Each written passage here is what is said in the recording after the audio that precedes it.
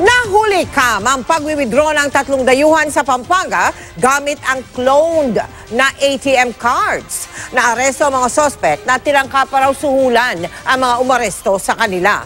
Nakatutok si June Veneracion, exclusive. Isa sa mga kapansin-pansin sa CCTV footage sa mga nakakap na sospek, iba't ibang ATM cards ang kanilang gamit. Tumatagal din sila ng 3 hanggang 5 minuto sa pag-withdraw.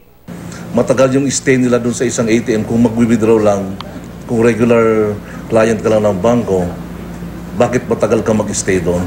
Pagkatapos ng isa, iba naman ang kukuha ng pera sa ATM. Pero sa ATM booth na ito, may isang naka-jacket ang pumasok agad paglabas ng isa sa mga suspect.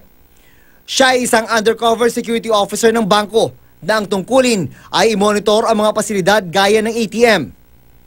Tumawag agad siya sa mga pulis para i-report ang mga suspect. Lumipat pa ng lugar ang mga suspect para muling mag-withdraw. Doon na sila nahuli ng mga pulis Lunes ng gabi. Mayroon silang attempt to bribe the arresting officers. Nagsimula sa $10,000 each. So 3 sila. Kaya umabot ng $30,000 at nag-increase ng $50,000 and we'll turn it down.